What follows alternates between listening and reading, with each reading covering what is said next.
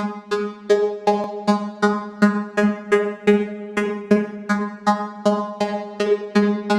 guys, so this is Jester again of MTG Jester YouTube channel. So we are already in our last part of the unboxing of Theros Beyond sealed products, and for this video, this will be a two-part video again because we will be opening the pair Planeswalker deck. So we have here the Elspeth and the Asho Planeswalker deck. So I think this is the last Planeswalker decks that of the coast given to us. No, I'm not really sure if Corset or Theros Beyond is the first one to come out, but if Theros Beyond came out first, so it would make it the Corset is the last set that releases Planeswalker deck to us, no?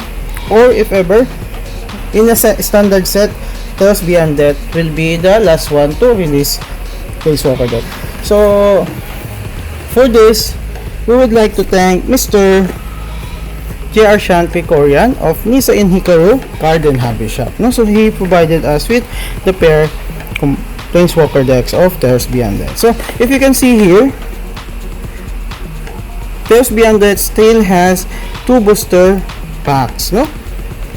Because when Corset arrived, I think they only give us one booster pack. So now I remember that Theros Beyond is the first one to come out, then Corset, no?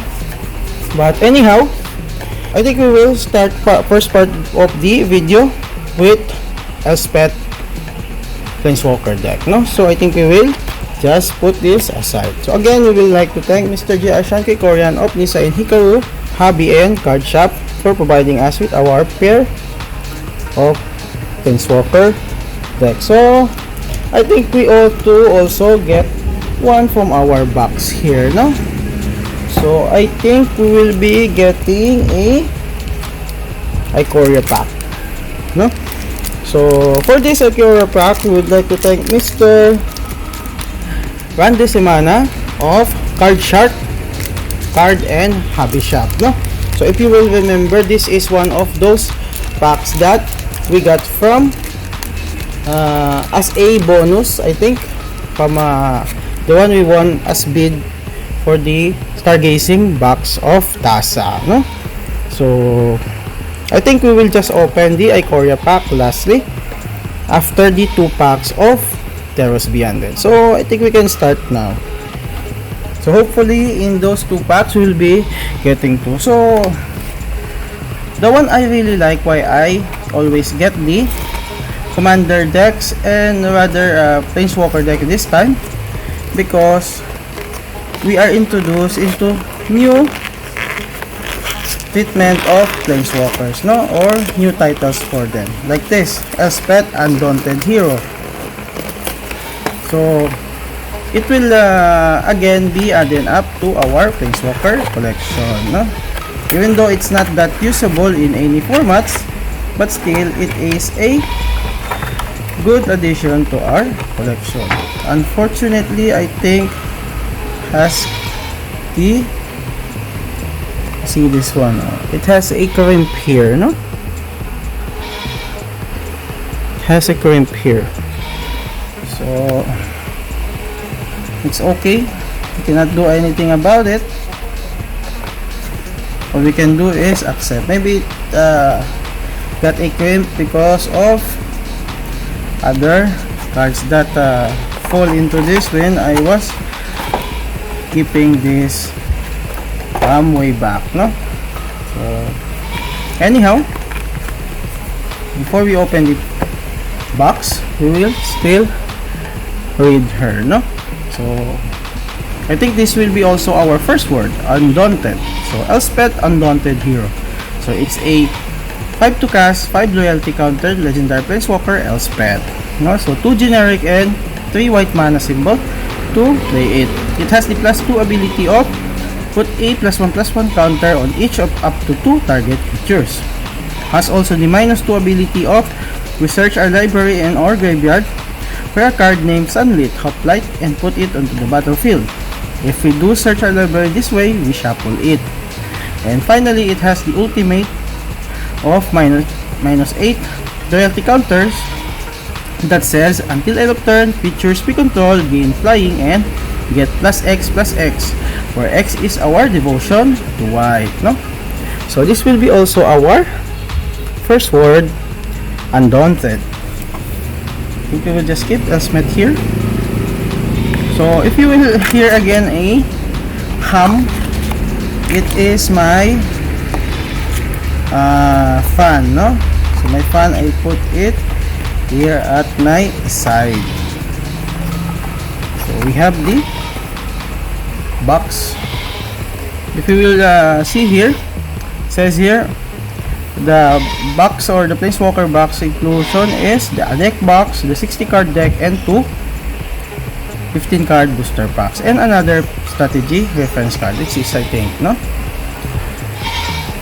So it says here, Elspeth, Undaunted Hero. Elspeth is a renowned warrior of surpassing skill and unshakable willpower, who has defeated everything from gods to death itself.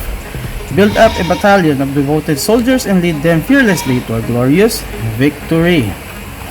There we go. We just put this one again here and we will set it aside, no? So we can start opening our box. So some cards I think we already saw in our unboxing of draft boosters, no? There we go. We'll just set this one aside. Then we will read this one first. Maybe there's a little story about Elspeth here. So there you go. Here it says only describing what are Planeswalkers. Here it says saying about the deck in terms we know, no? So here it says Elspeth, Undaunted Hero. Elspeth is a mighty hero, one of the greatest warriors of the multiverse has ever seen. Countless lives would have been cut short had she not risked her own to protect them. Dragged into the last great conflict of Theros, she struck down a false god, only to be killed by the sun god she once served. So I think that was Xenagos, and the one who killed her is Heliod. But the world still needs her, so she is climbing out of the underworld to fight for justice once again. So I think they introduced again Elspeth because Gideon already passed away, no? So unfortunately, Elspeth and Gideon didn't meet in their own timeline, no? I'm not really sure if there's a story behind that they meet, or the one I know in the lore they didn't meet, no? So if you ever saw the mythic edition of Planeswalkers from way back in War of the Sparks, it has hinted that Elspeth will come back, no? So because he think he is rather holding a broken mask, no? The mask of the zombie in Theros plane, no? So I think it was already hinted to us that she will be coming back. So here we will just move them here for a while. There we go. Now we will just check our 60 card deck, no? So here we have the first is Taranika. I think we already got her from our unboxing in the draft booster box, no? So here we got another legendary. So it's a Taranika at 1 veteran. I think we already had this one. Then we have here the Elspeth Devotee, a rare exclusive in the Planeswalker deck. So Elspeth Devotee is a 4-2 cast 3/3 creature human soldier. So 2 generic and double white to play it. Says here, when it enters the battlefield, we may search our library and our graveyard for a card named Elspeth Undaunted Hero. We reveal it and put into our hand. Then we shuffle our library. The Devotee says here, for her, I would gladly die again. Next we have another copy of the Elspeth Devotee. So that makes 2. Then we have here Archon of the Falling Stars. A 6 to cast 4/4. So we will not be reading it anymore because it's just an uncommon, no? Then we have here a Showcase, Daxus, Blessed by the Sun. I think we also get this one from the draft booster that we opened. Then another Archon of the Falling Stars. And I think this is the commons and uncommons cards which we have. So we have here a set of Daybreak Chimera, 2 Hero of the Winds, then a set also of Leonin of the Lost Pride, 3 copies of Eidolon of the Inspiration. Then we have here set of Sunlit Hoplite that being searched by the ability of Elspeth. I think that is the first set of the commons and uncommons, no? Then we have here our basic lands. So we are getting all planes here, so I'm not sure how many. So it's 25 basic planes, no? With 2 only art, no? This one on, we can see that one.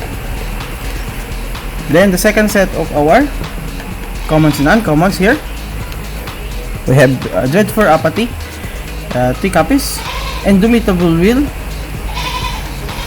3 copies also, and I think this will be our second word, no? Indomitable Will. So Indomitable Will is a 2 to cast enchantment aura, so 1 generic and 1 white to play it. It has flash and can only enchant a creature, so enchanted creature gets +1 and +2. Berenice, Priest of Iroas says here, charge bravely, fight selflessly, act honorably, Iroas will watch over you. That's our second word, Indomitable.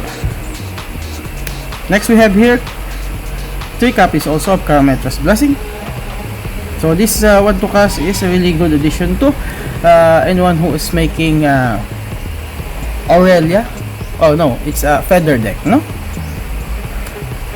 Then we have here also Palace Tactics or Phalanx Tactics, a pair of those. And lastly we have the strategy inserts, no? So that is the content of our 60 card deck.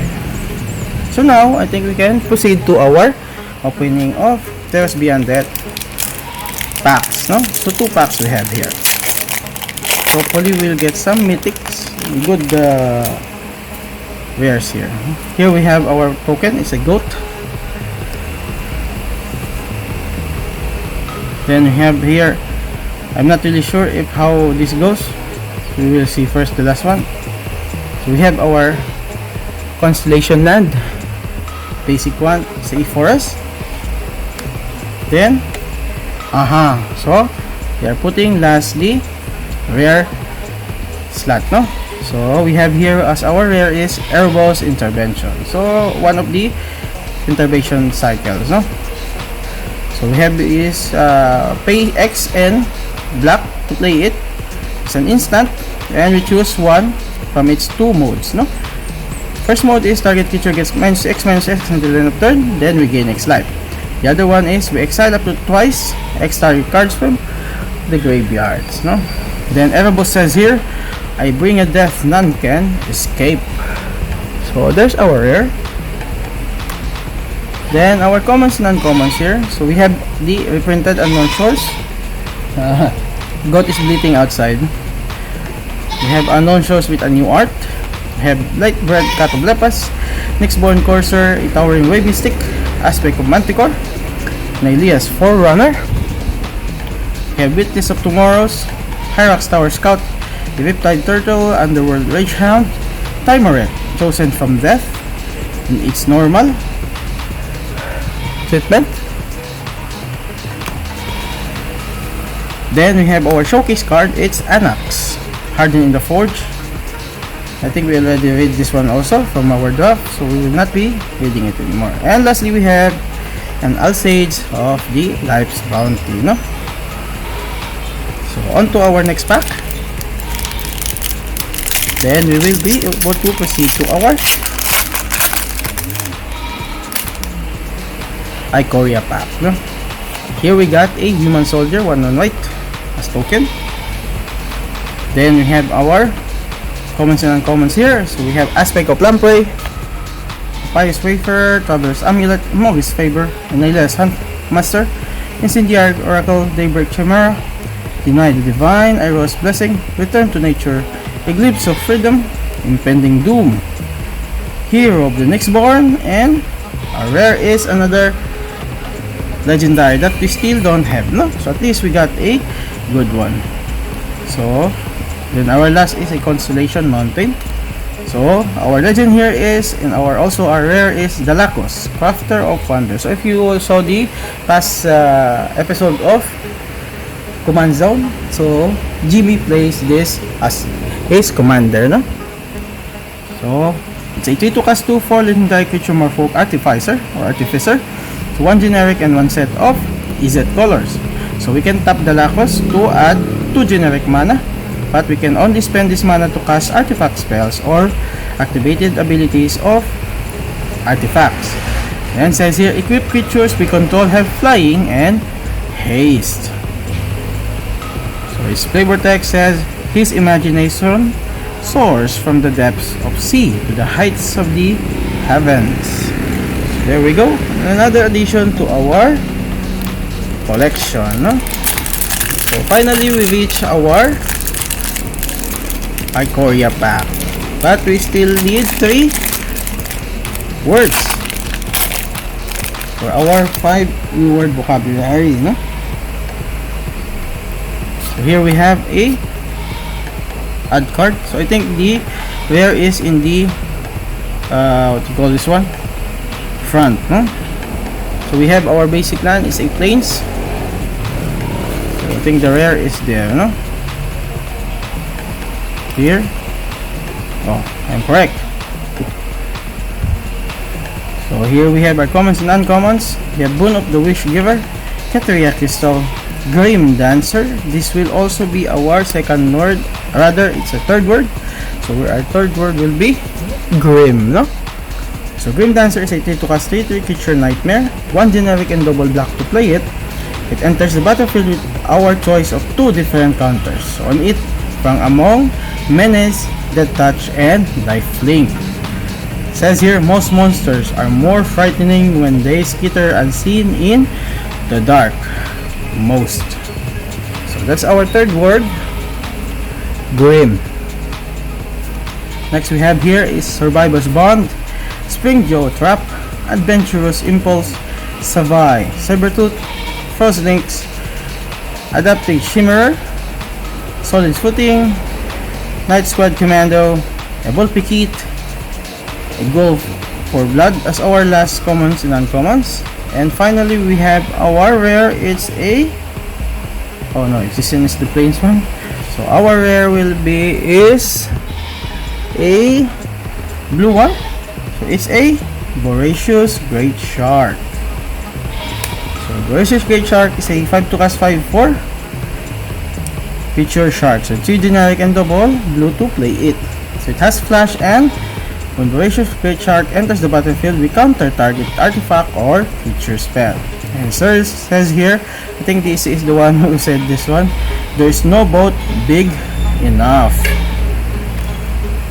So it was just a short video, so less than 20 minutes I think.